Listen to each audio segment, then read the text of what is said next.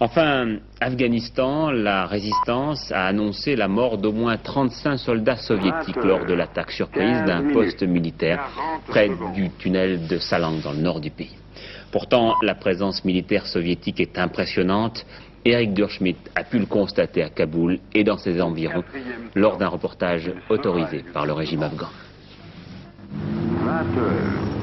Une colonne de chars soviétiques dans les rues de Kaboul. Regardez bien ce tank. Il est spécialement équipé pour faire sauter les mines posées par les résistants. Des mines qui ont tué des centaines de soldats russes. Même en ville, les canons restent braqués dans toutes les directions. C'est dire à quel point l'insécurité est grande. 16 minutes, 20 secondes. Ces images prises clandestinement à l'aéroport de Kaboul mettent en évidence l'importance de ce qu'on appelle ici le contingent limité. Des dizaines de MiG, d'hélicoptères, de chars, de lance-missiles. 20 heures, 16 minutes, 40 secondes.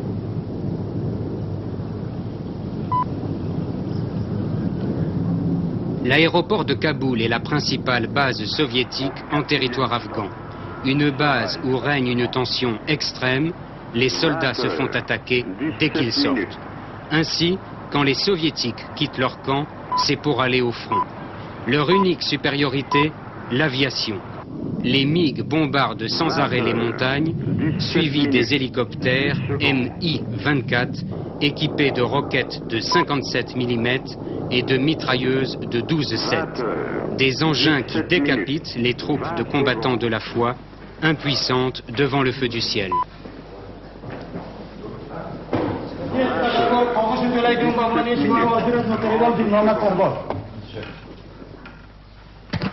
Une caserne modèle à Kaboul, 80 soldats par chambre.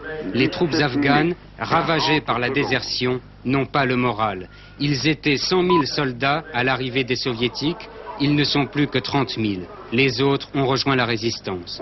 Alors, des agents afghans et russes ont recruté de force des jeunes de 14 à 15 ans pour aller combattre les moudjahidines. Une preuve que le gouvernement n'a pas l'appui du peuple.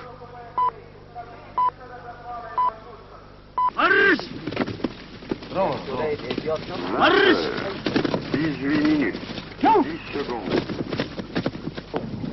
Les soviétiques ne font plus confiance à l'armée afghane, dont certains éléments ont tiré sur des officiers. D'autres ont détourné des fusils et des munitions pour les livrer à la résistance. Voilà pourquoi, même au cours de l'entraînement, les soldats afghans sont privés de leur kalachnikov. 20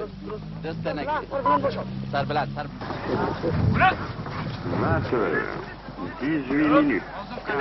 Aujourd'hui, ce qui reste de l'armée est totalement infiltré par des informateurs travaillant pour le compte des moudjahidines.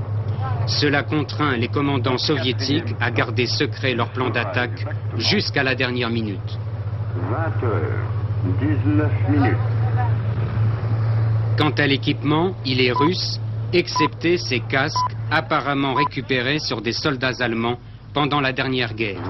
Ainsi s'entraîne l'armée afghane, simulant d'improbables encerclements en race campagne, improbables car la guerre se joue dans les montagnes. Voilà dans quelles conditions collaborent les deux armées. Selon certaines rumeurs, des troupes ont été déplacées vers Kandahar au sud et dans la province du Paktia, voisine du Pakistan. La grande offensive du printemps se prépare.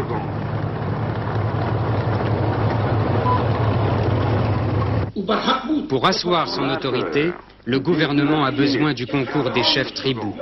Moyennant finance, ils sont venus écouter le ministre des Affaires tribales qui leur a demandé de soutenir la révolution communiste, après quoi ils seraient délivrés de la pauvreté et de l'ignorance.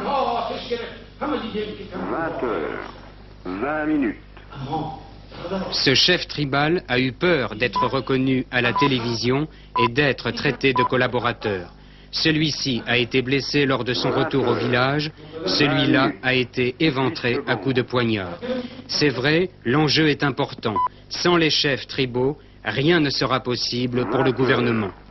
Après 3 années d'occupation, la révolution n'a aucun soutien populaire et sa survie dépend de plus en plus de la présence militaire soviétique. 30 secondes. À la suite de la diffusion qui nous a beaucoup impressionné du procès Philippe Augoyard hier sur Antenne 2, les amitiés franco-afghanes, la FRAN, tiennent à rappeler que ceux qui vont porter de l'aide aux populations afghanes ont une action d'ordre strictement humanitaire et demandent formellement à avoir le moindre contact avec quelque service secret que ce soit.